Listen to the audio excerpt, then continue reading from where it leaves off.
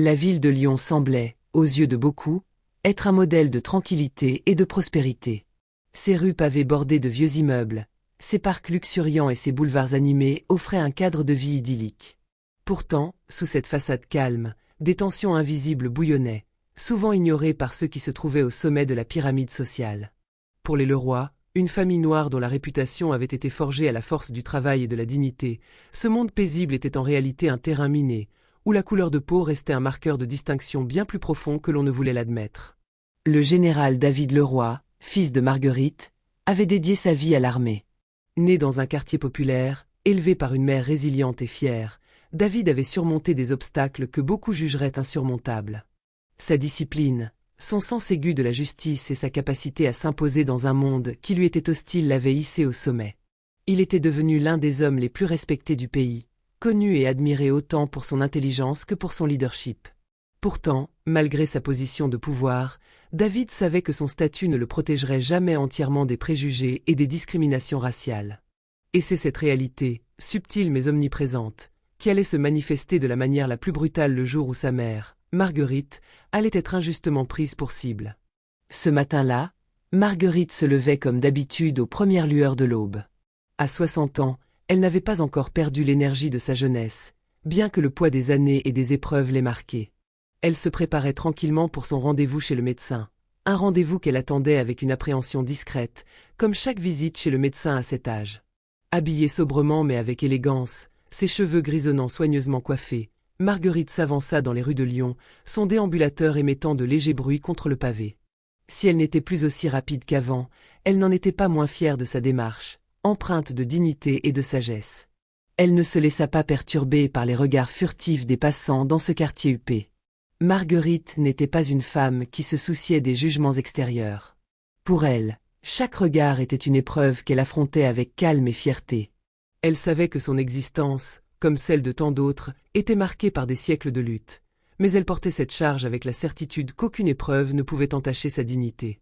Mais ce jour-là, un regard particulier allait la faire se sentir non pas invisible, mais délibérément réduite à sa couleur de peau. L'agent Alain Dubois, un policier dans la quarantaine, patrouillait dans ce quartier. Bien que son rôle fût de maintenir l'ordre, Dubois était surtout un homme de préjugés, un homme qui voyait la couleur de peau avant tout autre facteur. Dans son esprit, une femme noire marchant seule dans ce quartier riche ne pouvait qu'être une étrangère, une menace silencieuse. Il la remarqua presque immédiatement. « Madame, que faites-vous ici ?» lança-t-il d'un ton sec en s'approchant d'elle, sa voix chargée de méfiance. Marguerite se figea un instant, surprise, mais ne perdit pas son calme.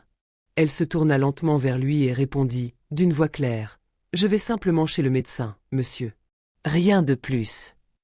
Mais Dubois n'était pas disposé à accepter une réponse aussi simple. Sa posture s'endurcit, son regard scrutant Marguerite comme s'il tentait de percer un secret caché. « Et vous avez une pièce d'identité pour prouver que vous êtes ici pour une bonne raison. » Marguerite, bien que surprise par cette intrusion brutale, refusa de s'incliner devant lui. Elle le regarda droit dans les yeux, ses prunelles pleines de sagesse et de défi. « Je n'ai rien à prouver à un homme qui n'a pas encore appris à respecter les autres. » Mais son calme ne fit qu'exacerber la frustration du policier. La pensée de contrôler cette femme, de lui faire sentir son pouvoir, l'envahit. Dans un geste brusque et sans justification, il saisit son bras, la forçant à se tourner vers lui. « Je vous emmène au commissariat. Vous avez l'air de vouloir me provoquer, gronda-t-il. » À cet instant, une foule commença à se former autour d'eux. Des passants curieux, incrédules devant une scène qui semblait irréelle, se rapprochèrent, mais aucun d'eux n'osa intervenir. Peut-être étaient-ils intimidés par l'uniforme, ou par la certitude que ce policier, avec son arrogance manifeste, avait une sorte d'autorité absolue sur cette situation. La tension monta, et la situation se durcit. C'est alors que le téléphone de Marguerite vibra, rompant l'intensité du moment. Elle le consulta d'un coup d'œil furtif, voyant le message de son fils. Son cœur se serra lorsqu'elle lut les mots « Maman, faites attention.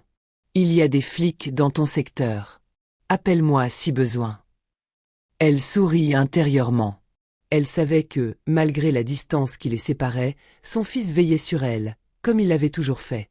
Mais ce qui se passait à cet instant précis allait bien au-delà de l'amour d'un fils pour sa mère. Lorsque le général David Leroy reçut l'appel qui allait tout changer, il était dans son bureau, entouré de dossiers militaires et de préoccupations de haut niveau. Mais le message de son informateur anonyme bouleversa instantanément la concentration qu'il avait cultivée au fil des années. L'incident impliquant sa mère ne faisait pas partie de son plan de journée. Cependant, il comprit immédiatement que ce n'était pas un simple malentendu, c'était un affront personnel et public, une humiliation qui mettait en lumière des tensions bien plus profondes que la simple révolte d'un policier envers une vieille dame noire. Cette action était le reflet d'une société gangrenée par des préjugés raciaux profondément enracinés. David Leroy, à l'apogée de sa carrière militaire, savait que ce n'était pas un incident isolé. L'agression de sa mère, Marguerite, dans un quartier huppé, venait envenimer des années d'injustice systémique qui gangrenaient tout le pays. Le général, bien qu'endurci par des années d'expérience militaire et politique, ressentit un tourbillon de colère indescriptible. L'attaque contre sa mère n'était pas seulement un affront à sa famille, mais une attaque contre tout ce qu'il avait bâti, pour lui-même, pour sa mère, pour sa communauté. Sans hésiter, il prit des mesures. L'un de ses avocats les plus fiables fut immédiatement appelé, tout comme des contacts influents dans le gouvernement et la police. David savait que son influence allait peser dans la balance, mais il n'était pas intéressé par une résolution discrète. Ce n'était pas une simple affaire juridique à régler dans les coulisses, c'était une déclaration de guerre contre un système qui avait permis à des hommes comme Dubois de continuer à agir avec une impunité totale. Lorsque David Leroy arriva sur les lieux, un sentiment de froide détermination l'envahit.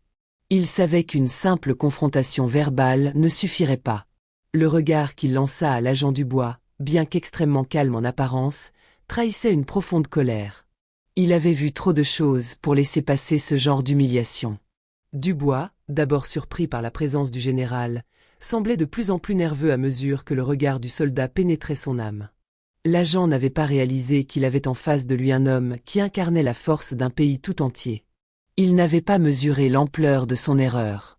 David, avec la maîtrise qu'on lui connaissait, prit la parole avec autorité. « Agent Dubois, dit-il calmement, mais chaque mot frappait comme un coup de marteau. Votre conduite ce jour est inacceptable. Vous avez agi avec un préjugé insensé et injustifiable. Vous n'avez ni l'autorité, ni le droit de juger ma mère, ni de la traiter de la sorte. » Ces mots étaient glaciaux, mais ils étaient aussi porteurs d'une puissance immense. L'agent Dubois, pris au piège de ses propres préjugés et de son arrogance, tenta de se justifier, mais il était clair que ses excuses n'avaient aucune valeur face à l'autorité du général Leroy. « Je vous ordonne de relâcher immédiatement ma mère, agent. Elle ne vous doit aucune explication. » La clarté et la fermeté de sa voix laissaient peu de place à la discussion. Les policiers qui se tenaient à proximité, au début hésitants, comprirent qu'aucun compromis n'était possible. Ils n'avaient pas le choix. Marguerite Leroy fut libérée sur le champ. Cependant, David Leroy savait que cette libération ne suffisait pas. Ce qui s'était passé ce jour-là n'était pas simplement une violation des droits de sa mère, mais le symbole d'un système corrompu qui se devait d'être confronté. Dès qu'il retourna chez lui, il commença à préparer la bataille juridique et sociale qui allait suivre. La plainte contre l'agent Dubois ne serait que la première étape d'un combat beaucoup plus vaste. Ce combat allait secouer le pays et faire naître une nouvelle conscience.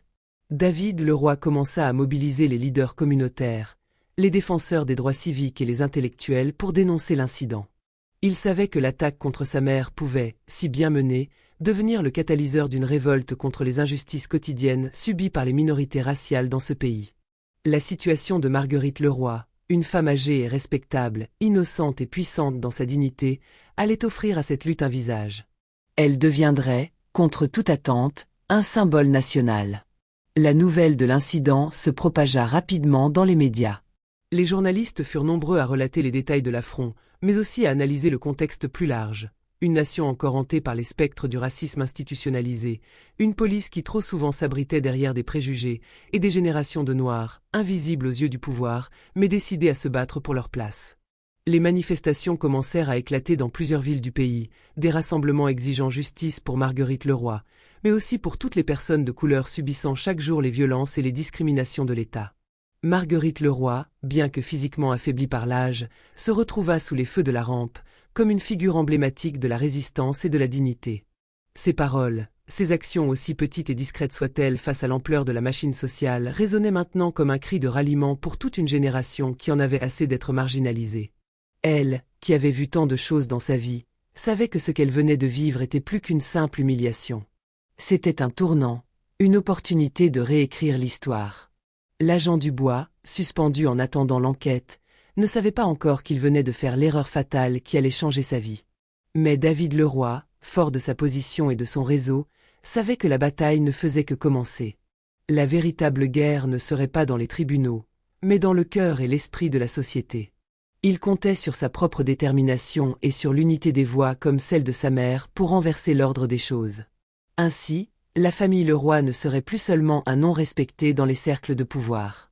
Ils allaient être à la tête d'un mouvement qui marquerait de manière indélébile l'histoire de la nation.